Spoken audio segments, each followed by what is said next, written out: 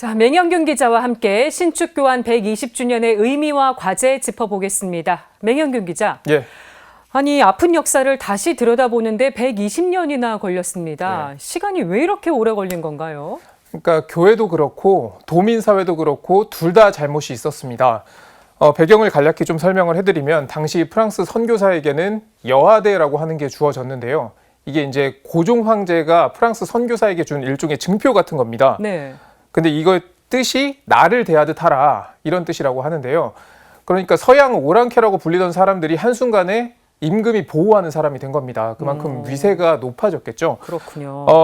그런데 이제 프랑스 선교사들이 보니까 이 세금을 걷어들이는 관리들의 수탈이 좀 너무 심했던 겁니다. 그래서 이거를 좀 선교에 활용을 해보자 이런 생각을 하게 됐고요. 그래서 이제 세금 걷어들이는 관리의 심부름꾼으로 천주교 신자들을 채용시킵니다. 네.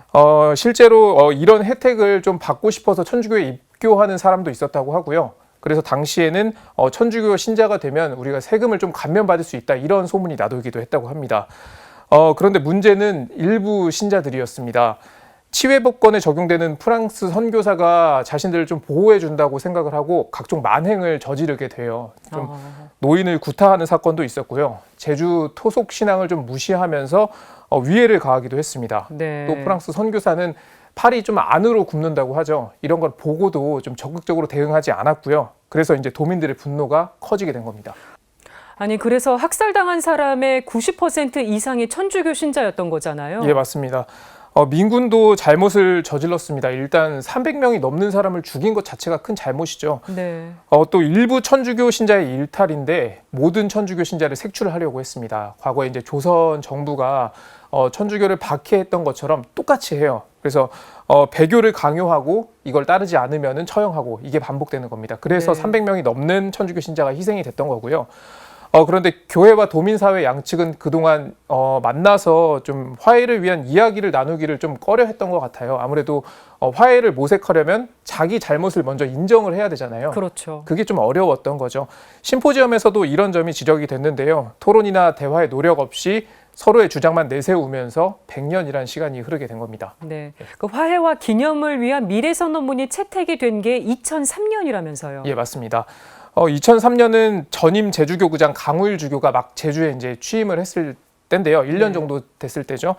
강주교는 재임 시절 이런 이야기를 자주 했습니다. 교회는 세상 안으로 들어가서 세상의 아픔을 보듬어야 한다. 그래서 강주교는 이 제주의 아픈 역사인 4.3을 알리기 위해서 누구보다 노력을 했죠. 네.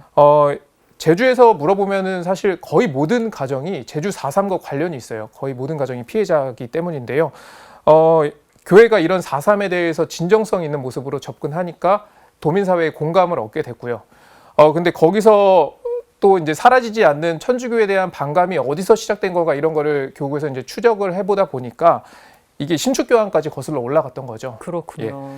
게다가 다음 교구장인 문창호 주교는 첫 제주 출신 교구장이잖아요. 네. 문주교는 주교가 되기 전부터 이 신축교환에 대해서 직접 연구한 사제였습니다.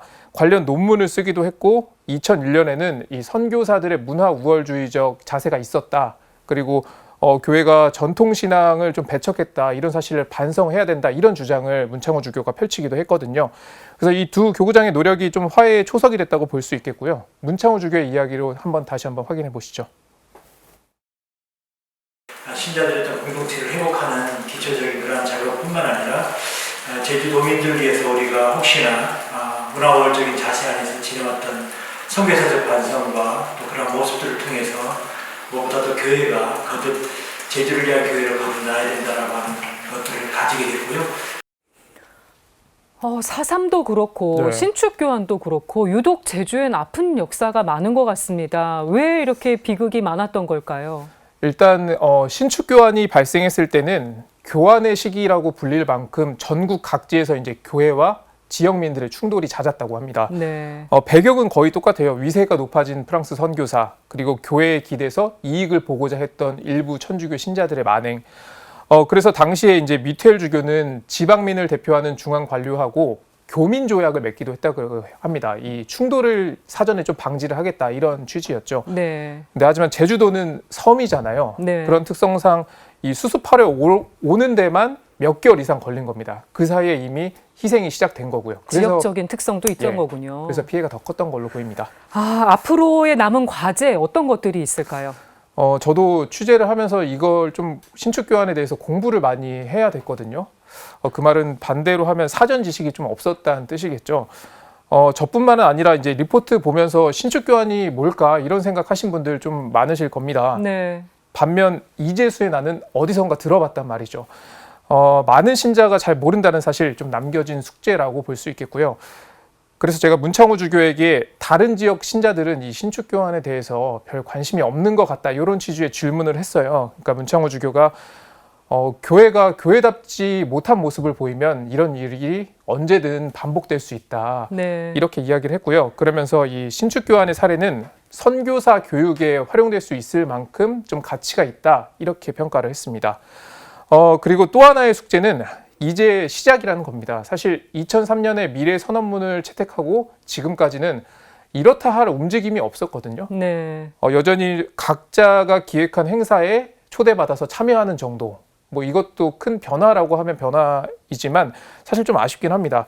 그래서 이 진정한 화해와 성생을 모색할 거라면 앞으로는 만남과 접촉이 더 잦아져야 할 것으로 보입니다. 네.